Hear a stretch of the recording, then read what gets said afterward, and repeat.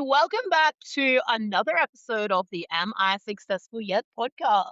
Today is day 5 of 40 lessons in 40 days from my 40 laps around the sun, because in 35 days I will have completed my 40th lap around the sun. So, today's episode, what I want to talk about is advocating for yourself. And I'm going to talk about this in a medical kind of vibe. And I want you to, like, this lesson, I think, can be taken in lots of different ways and applied in lots of different areas of your life, relationships at work or your career, your business, whatever it is.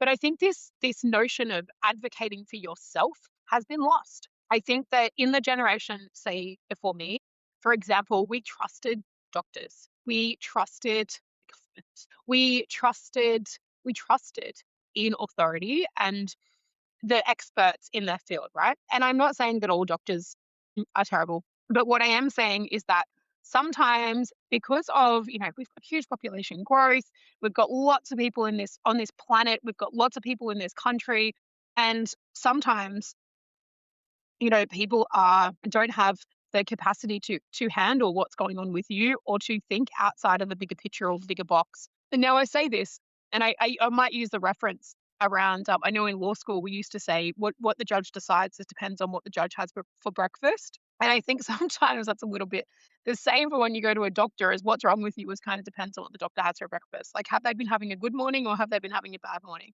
And look, and I'm coming at this from a female, as it from a female perspective. And I say this because, like, there is so much research that hasn't been done into female hormones, for example, into causes of miscarriage, into causes of infertility, into like really severe levels of endometriosis and I can't say the word, adenomyosis, and the polyps and cysts and all of these things, right? There's been such little research done on this that we're still trying to figure it out.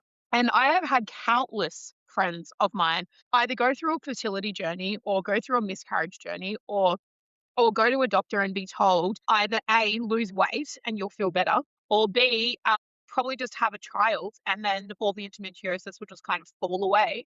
I just don't think that sometimes in the medical profession or in the way in which things are kind of presented to us as the patient or as the person consuming the information, that the whole picture is not necessarily considered. Like, even for me, I went to a fertility specialist. I don't have children, for anyone that doesn't know, and I'm cool with that. But in the one fertility appointment that my husband and I went to, and we're both, this was like not that long ago, and I remember sitting across the road, the table from. I know that from doing a lot of natural therapy and speaking to naturopaths and acupuncturists and all these other people, I went down a completely different fertility journey to a lot of people, and I know that there is ways of, say, increasing the thickness of your uterine lining.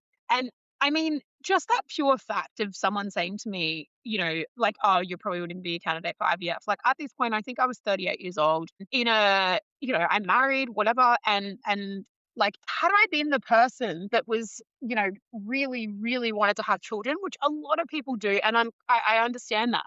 Had I been that person, I could have been a complete fucking mess. I could have gone home and, like, literally, done something terrible to myself because I couldn't achieve that thing. I couldn't have a baby. My body wasn't allowing me to do that. And if I believed what that guy said, then, some people would just stop trying.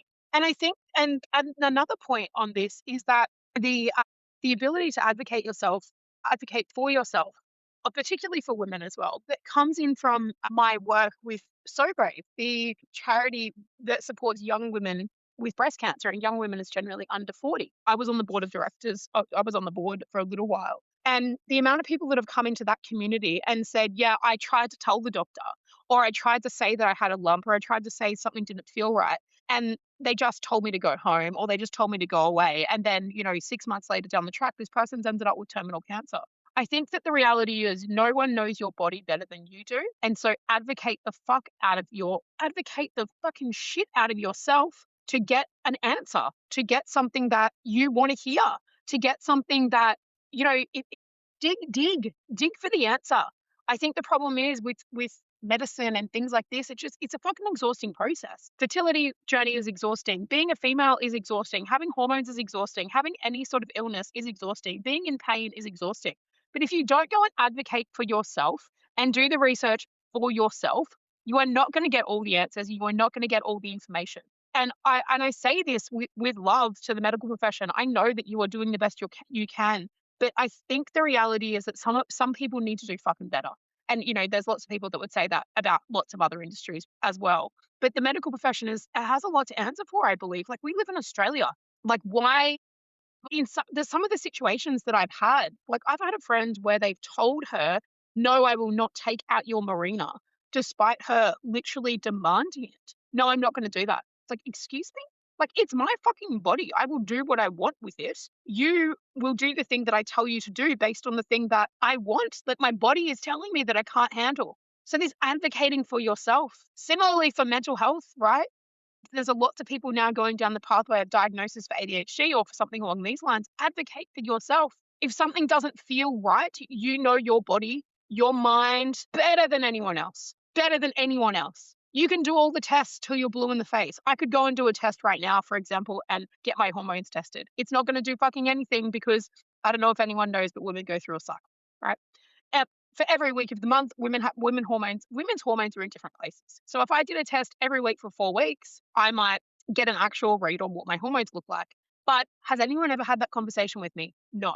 The other big one is the surface level tests that show nothing. But if you dig deeper, sometimes things will come up that people don't realize or people don't understand. A great one for this is thyroid. And I'm not doing this episode as a medical professional. I'm not doing this episode to say that I know all the things about all the things, but I've been through some of the hormonal stuff. I've been through some of the mental health stuff. I've watched friends go through fertility journeys, hormone journeys, infertility, miscarriage, all this fucking shit, right? And I think that there's just better ways of having conversation, better ways of digging deeper, better ways of investigating things so that we get the full picture. And I say advocate for yourself because, again, I come back to SoBrave and the amount of women that have been diagnosed with some form of horrible terminal cancer and ended up dying because they weren't in a system where they believed that advocating for themselves was required or necessary, because we have previously trusted the medical profession, trusted doctors, trusted them to know that if we're giving them information about symptoms, we're giving them information about what's wrong with us, we're giving them information about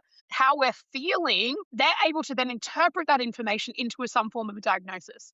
The reality is, though, they're just fucking humans. And we've all been to the GP, on some occasions where you come up with this crazy version of kind of list of symptoms, and the GP's kind of looking at you going, "Oh, yeah, sure, no worries." And then they end up Googling the answer, right? So again, I'm not suggesting there's anything wrong with the medical profession or anything like that, but I think they have something to answer for. I think they have this. I just don't think we're digging deep enough to understand the things that are happening within the current version of society for women particularly. And no one is asking the question, why is there such high levels of infertility? Why are we only talking about perimenopause now in 2026? Why is perimenopause even a thing? In some countries, people don't even go through menopause. Let's talk about that. Why are we not talking about this? Why are we not having these conversations? Why are we not recognizing something like endometriosis as like a debilitating condition? When I had really bad endometriosis, I was debilitated for days of a month, and it was fucking shit. But can I tell you, I had 5 surgeries to get rid of that endometriosis. 5 surgeries. And at the end of it, all that changed was that I changed my diet and I stopped eating dairy and my body was less inflamed and my endometriosis has magically gone. And again, I say this with love to the medical profession, but fucking dig deeper, investigate more, get curious. But it's also your responsibility to advocate for yourself, to get curious about yourself, to get curious about what's going on in your body and how you're feeling and what is showing up for you. Or what is no longer showing up for you? Why are you so drained of energy? Why can't you sleep? Why do you have to go through an infertility journey? Why are you facing miscarriage? Dig deeper, investigate. Because if you're not going to advocate for yourself, then who is? That is the episode for today. Please advocate for yourself more. If someone needs to hear this, please share this episode with them. I would love for you to do this. If you would love to share your experience, even anonymously, with me via a message on Instagram, on LinkedIn, just even in the comments, if you're willing to do that, about your experience, about how when you advocated for yourself, it was different. I am going to be actually interviewing the founder of the SoBrave charity soon, and you will get to understand what it means to advocate for yourself and how important that is. So thank you, thank you, thank you for being here. We are on day 5 of 40 back-to-back episodes, 40 lessons from 40 years and 40 days. So thank you, thank you, thank you for being here. If you want to carry on the journey and you want to be a part of this, please hit subscribe and you will continue to get the notifications so you can follow along on the 40 series. I appreciate you. Have a beautiful day, and I will see you on the next episode.